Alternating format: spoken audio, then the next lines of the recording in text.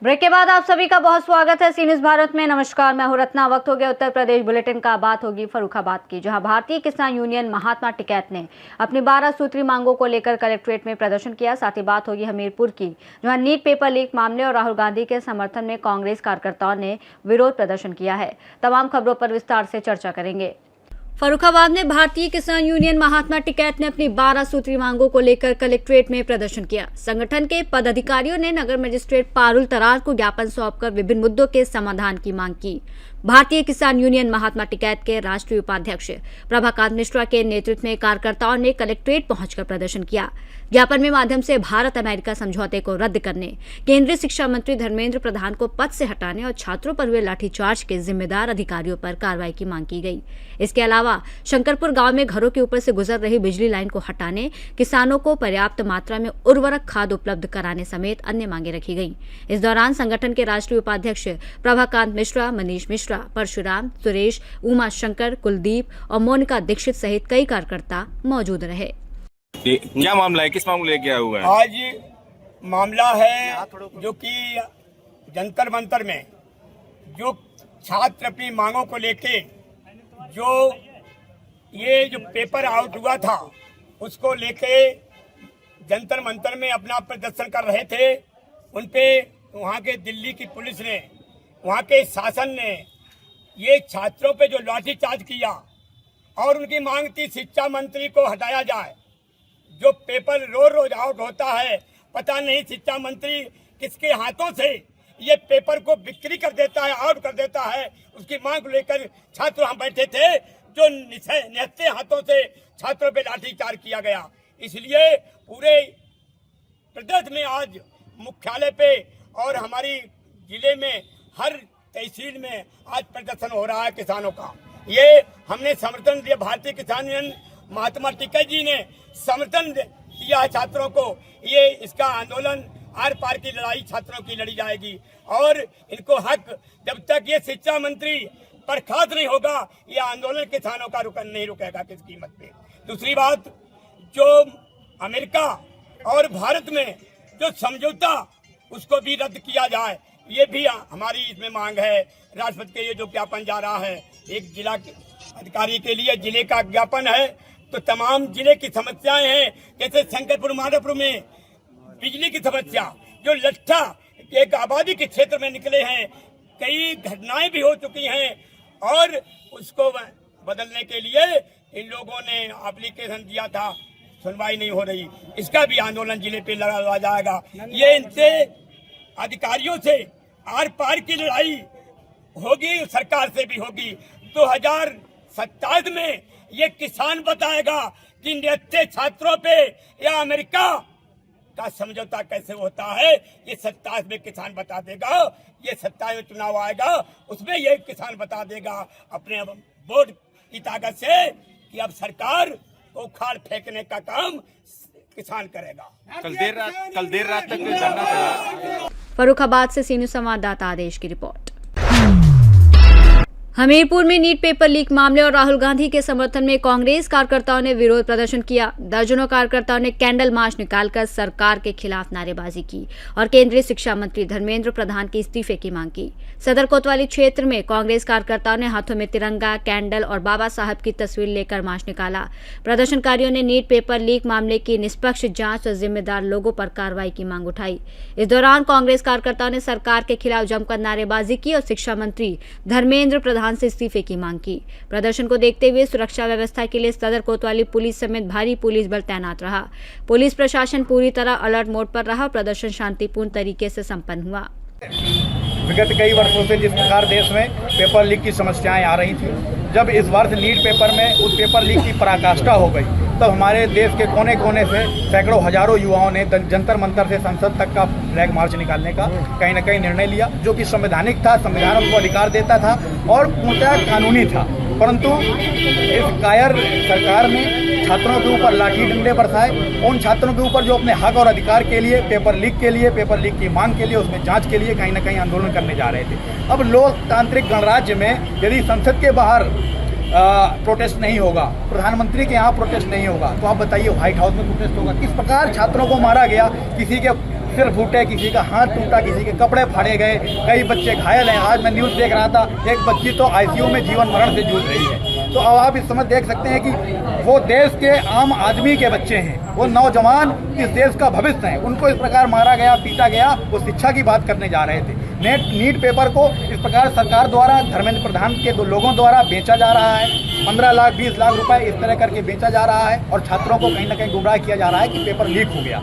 तो आज हम सब लोगों ने इसी मोटिव को लेकर के, हमारे जितने भी जनपद के छात्र थे, मैंने इनसे बात की, ये भी सहमत हुए। हम लोगों ने एक मार्च निकाला और इस कायर सरकार को, बहरी और कहीं ना कहीं अंधी सरकार को जगाने का प्रयास किया जो सोई हुई है। अमित शाह ने जिस प्रकार आदेश देकर छात्रों के ऊपर लाठी चलवाई, धर्मेंद्र प्रधान जिस प्रकार सदन से अपने आवास से सदन जाते हैं और देश की शिक्षा व्यवस्था को बेचने का काम कर रहे हैं, तो इनके कहीं ना कहीं कान खोलने का प्रयास किया गया आज हमारे आंदोलन द्वारा। हमारे जितने भी युवा भाई हमारे साथ उपस्थित हुए, मैं इनका बहुत ही ज़्यादा आभार व्यक्त करता हूँ हृदय की गहराइयों से, क्योंकि इनका जमीर जिंदा है, इसलिए आज यहाँ पर आए हैं। और बहुत से युवा हमको समर्थन भी दे रहे हैं। जो नहीं आ पाए, हम आगे भी आंदोलन करेंगे। आप लोग वो यहाँ पर आइएगा, हमारा साथ दीजिएगा, क्योंकि ये पूरे जनपद और पूरे देश की शिक्षा व्यवस्था का सवाल है। केवल नीट पेपर तक हम सीमित नहीं रहेंगे। अब हम शिक्षा की क्रांति को पूरे जनपद और प्रदेश और देश में लागू करेंगे।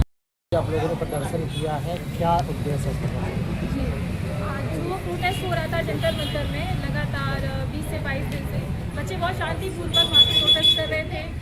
और जो हमारा भारत देश है, तो प्रोटेस्ट करना कुछ गलत नहीं है, हम कर सकते हैं। बहुत शांतिपूर्वक हो रही थी चीज़ें, और उन चीज़ों को गलत तरह से रिप्रेजेंट किया। वीडियो में बताया कि बच्चों ने अभद्रता करी या बच्चों ने कोई चीज़ करी। मैं लगातार वीडियो देख रही थी, लगातार मैं न्यूज़ देख रही थी, सारी चीज़ें थी उसमें। आप सोच के देखिए कि वहाँ पे जो फीमेल्स थी, स्टूडेंट्स थी, 13 ईयर 14 ईयर या 16 ईयर की, उनके साथ में जो पुलिस थी वो इतना तानाशाही कर रही थी, इतना तानाशाही अभद्रता कर रही थी, गलत तरह से टच कर रही थी। और ये बहुत शर्मनाक बात है कि जो माएँ या जो बच्चे अभी भी ये सोच रहे हैं कि हमारे घर का कोई नीट एग्ज़ाम लीक नहीं हुआ या हमारे घर पे कोई ऐसी सिचुएशन क्रिएट नहीं हुई, तो ये बहुत गलत बात है। ठीक है, मैं छात्रों के समर्थन में हूँ और पूर्ण रूप से समर्थन में हूँ। और जो ये भ्रष्टता सरकार कर रही है और कुछ बोल नहीं पा रही है, कुछ बोलना नहीं चाहती, इस अंधी गूंगी बहरी सरकार के लिए मैं सिर्फ यही कहना चाहूँगी कि देखिए, काना का काना कहा है, काना जाए रूट, है ना। और घुमा फिरा कर पूछिए कहाँ गई थी बूट। तो ये सरकार को नहीं सुनाई नहीं देता, दिखाई नहीं देता, इनको कुछ भी नहीं समझ में आता है। ये सिर्फ वही बात, ये मन की, मोदी जी मन की बात, उनके मन की बात आज तक हो ही नहीं पाई कभी। वो क्या मन की बात बोलेंगे? स्टूडेंट के वो साथ नहीं है, स्वास्थ्य के वो साथ नहीं है, किसानों के वो साथ नहीं है, किसी भी चीज़ के साथ नहीं। विकास कहाँ पे हो रहा है? विकास कहाँ पे दिख रहा है? कोई विकास नहीं है। स्टूडेंट के लिए मैं यही कहूँगी, बहुत सारे स्टूडेंट हॉस्पिटल में अभी भी एडमिट हैं। अभी इन्होंने बताया कि एक बच्ची है वो मौत से जूझ रही है, सारी चीज़ें हो रही हैं। तो मैं पूरे समर्थन में हूँ और आगे भी मैं इस चीज़ का विरोध करूँगी और लगातार करती रहूँगी, क्योंकि युवा है, ये सब है तो शायद हम हैं। अगर ये नहीं होंगे, हमने, ये हमारे देश का उज्जवल भविष्य है। हम कैसे ये सोच लेते हैं कि हमारे घर का बच्चा नहीं है, हमारे घर की बेटी नहीं है, बेटियों के साथ में बलात्कार हो रहा है, चीज़ें हो रही है, आप उस पर कुछ नहीं बोल रहे हो, आप उस पर कोई टीका टिप्पणी नहीं करते। आप क्या करते हो? हिंदू मुसलमान, मुसलमान हिंदू, इसके अलावा 14 साल में आपने कुछ भी नहीं किया। आपको नहीं कुछ दिखता है? आप लोगों को दिखता है कुछ भी? हम लोग को बांट दिया, बांट के रख दिया, कास्ट का बांटा, SC ST कर दिया, कभी हिंदू मुसलमान कर दिया, कभी कुछ कर दिया, कभी कुछ। तो मैं बस यही बोलना चाहूँगी, इस तानाशाही सरकार। हमीरपुर से सीनियर संवाददाता ब्रजेश कुमार बादल की रिपोर्ट। रायबरेली के गेगांसो स्थित गगांसो पुल की मरम्मत पूरी होने के बाद अब इस पर दोबारा आवागमन शुरू हो गया है। जिला प्रशासन ने बुधवार शाम पुल को सभी प्रकार के वाहनों के लिए खोल दिया, जिससे क्षेत्रवासियों को बड़ी राहत मिली है।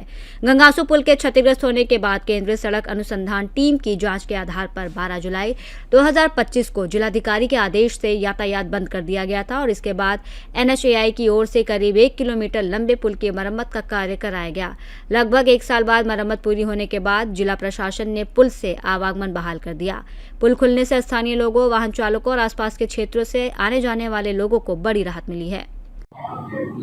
मैं गेगांसो गंगा पुल चालू हो गया है, क्या देखिए, बहुत क्षेत्रवासियों के लिए बहुत ही हर्ष का विषय है कि लगभग 1 साल तक जो ये गंगासू पुल था वो मेंटेनेंस में, रिपेयर में बंद था, जिसके वजह से यातायात की सुविधा में थोड़ी बाधा उत्पन्न हो रही थी। अब वो जो पुल है वो सभी प्रकार की गाड़ियों के लिए शुरू हो गया है और अब नए पुल से जाने के लिए सुगमता पूर्वक लोग जा पाएंगे और अच्छे से उनका यात्रा संभव होगी। रायबरेली से सीनियर संवाददाता देवराज की रिपोर्ट। सिद्धार्थनगर के इटवा थाना क्षेत्र के चौखाड़ा गांव में बच्चों के मामूली विवाद ने खूनी संघर्ष का रूप ले लिया। पीड़ित परिवार का आरोप है कि दबंगों ने घर में घुसकर महिला, बच्चों और बच्चियों समेत कई लोगों के साथ लाठी डंडों, लोहे की रॉड और ईंट पत्थरों से मारपीट की।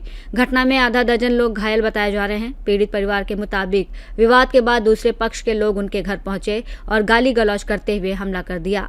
आरोप है कि हमलावरों ने घर में घुसकर परिवार के सदस्यों को बेरहमी से पीटा, जिसमें महिला और बच्चों को भी चोटें आई।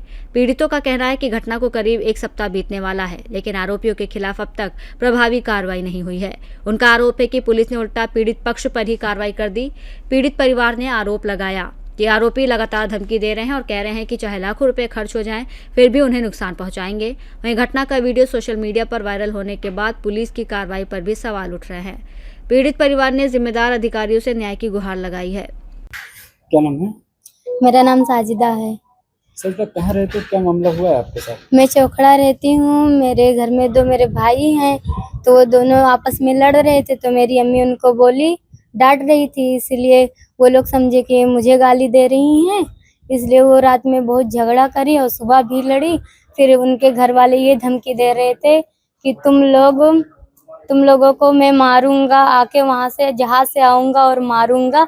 तब वो लोग जब वो लोग आए तो हम लोगों के घर में घुस के मारे हैं।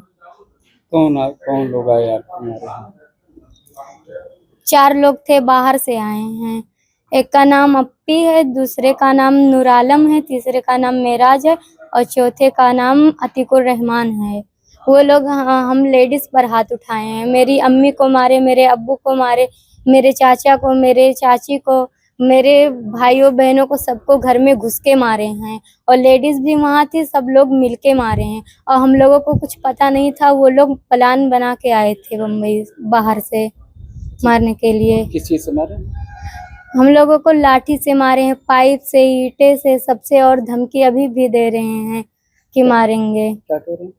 बोल रहे हैं कि अरे अभी तो तुम लोगों को कम मारा हूँ, लेकिन घर चल के मेडिकल पे हम लोग गए थे मेडिकल करवाने, तो वहाँ बोले कि तुम लोगों को कम मारा हूँ, लेकिन अब घर चलो तब तुम लोगों को बताता हूँ। इसलिए हम लोग घर भी छोड़ दिए हैं। अभी थाने पे गए थे आप लोग? गए थे थाने पे, लेकिन कोई सुनवाई नहीं हुई। कौन सा थाना है? इटवा। क्या चाहती हैं? क्या चाहती हैं? मैं चाहती हूँ कि उन लोगों के ऊपर कोई कार्रवाई हो, ताकि हम लोगों के ऊपर हाथ ना उठाएं। पुलिस ने कुछ नहीं सुनी थी आप लोगों की? नहीं सुनी है। मेरे घर में सब घायल भी हैं, 5-6 लोग हैं, 7 लोग घायल हैं। तो किसी का हाथ टूटा है, किसी के सर में चोट आया है, किसी का उंगली टूटी है और किसी के सर फूटा है। बहुत चोट खाए हैं सब लोग, हमें भी चोट लगी है। तो आप जब थाने पे गए थे तो कोई सुनवाई नहीं हुई? नहीं हुई। क्या नाम है आपका? मोहम्मद फिरोज। फिरोज कहाँ रहते, क्या मामला हुआ आपके साथ? चौखड़ा रहते हैं भाई। हमारे साथ ये मामला बच्चों को लेकर कुछ विवाद था, उसके लिए गाली गलौज हुआ, उनके घर वाले ईटा पाथर बहाए। उसके बाद में वो लोग धमकी दे रहे थे कि बाहर से बुलाऊंगा तो सबको बताऊंगा। जितने लोग आए, बाहर से आए, दीपे के दिन आए हैं बाहर से, रात में वो लोग प्लानिंग से ईटा, गाली गुली और सब चीज़ कर रहे थे। हम लोग ताला मार के अंदर सोए थे, नहीं बोले। सुबह हुआ देखे तो घर पे सब ईटा पाथर फेंक रहे थे। मैं 100 नंबर बुलाया, 100 नंबर आई, उसके बाद 100 नंबर गई। जैसे वो लोग निकले अपना, जो आए थे बाहर से, अप्पी था, अतीकुर रहमान, महराज, नूर आलम, ये लोग आए। उसके बाद गाली देने लगे। फिर मेरा भाई उधर से आ रहा था, उसको 2 रास्ते में पकड़ा मारने लगे पाइप लेके। तो उसके बाद में मैं भी ताला मार के था, तो मैं निकला बाहर, अंदर हल गए वो लोग, बच्चों को मारने लगे। पाइप लेके अंदर भड़ मारने लगे। उसके बाद में बाहर मैं भी गया, मेरे को भी बहुत मारे, ये लग गया, सरवर फूट गया, आँख के नीचे, और जो औरत को मारे, हमारी बेटी को मारे, हमारी बीवी को लगा है, सबको मारे हैं वो लोग। किस चीज से मारे?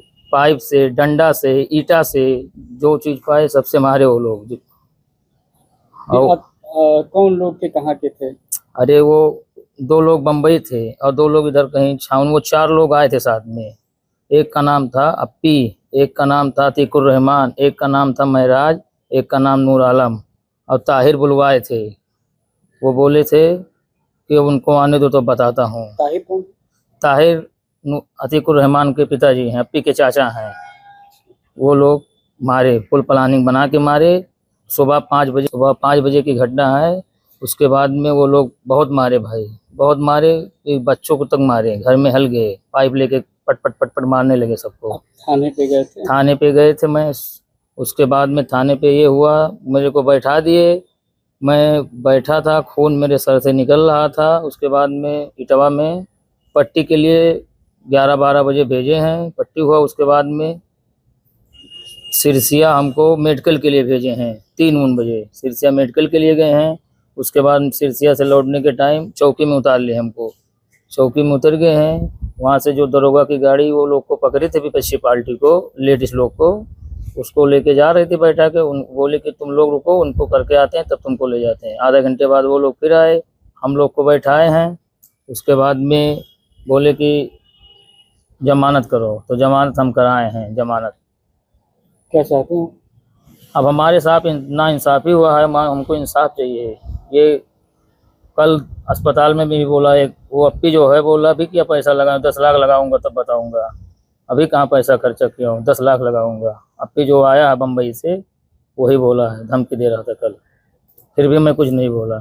हम तो घर पे रहते नहीं हैं, दिन भर इधर उधर मजदूरी करने चले जाते हैं। अब बच्चों को लेकर क्या विवाद था ये हमको नहीं पता। वो लोग बोल रहे हैं बहुत मारे हमको, धमकी दे रहे हैं कि अभी क्या 10-20 लाख लगा के और मारेंगे। हम लोग भागे हैं इधर उधर, और भाई 4 दिन का घटना, कोई वो नहीं हुआ। हम लोग बहुत डरे हैं और कोई सुनवाई नहीं हो रहा हमारा। थाने पे गए थे? थाने पे गए थे भाई हम। उसके बाद में उल्टा हमारे ऊपर ही केस हो गया, फिर मैं जमानत से छूटा हूँ। क्या चाहते हैं? हमको इंसाफ चाहिए भाई। सिद्धार्थनगर से सीनियर संवाददाता धर्मेंद्र कुमार की रिपोर्ट। उन्नाव के सफीपुर नगर पंचायत क्षेत्र में भारी बारिश के बाद जलभराव की समस्या से लोग परेशान हैं। रानी तालाब के किनारे बसे कई घरों में पानी भरने से स्थानीय लोगों की मुश्किलें बढ़ गई हैं। समस्या को लेकर महिलाओं ने क्षेत्रीय विधायक से मदद की गुहार लगाई, लेकिन फोन नहीं उठाने का आरोप लगाते हुए नाराजगी जताई है। महिलाओं के मुताबिक बाद में जब फोन उठा तो विधायक ने मीटिंग में होने की बात कहकर कॉल काट दिया। इसके बाद स्थानीय लोगों में नाराजगी बढ़ गई। वहीं गरिमा प्रजापति नाम की महिला ने सोशल मीडिया इंस्टाग्राम पर पोस्ट कर जनप्रतिनिधियों पर सवाल उठाए। उन्होंने लिखा कि चुनाव के समय नेता वोट मांगने आते हैं, लेकिन समस्या के समय कोई नजर नहीं आता। सोशल मीडिया पर की गई इस पोस्ट के बाद नगर में चर्चा तेज हो गई है और लोग तरह तरह की प्रतिक्रियाएं दे रहे हैं। वहीं मामले को लेकर राजनीतिक हलकों में भी हलचल दिखाई दे रही है। उन्नाव से सीनियर संवाददाता सुशील यादव की रिपोर्ट। बुलेटिन में फिलहाल इतना ही। देश और दुनिया की तमाम बड़ी खबरों के लिए देखते रहिए सी न्यूज़ भारत।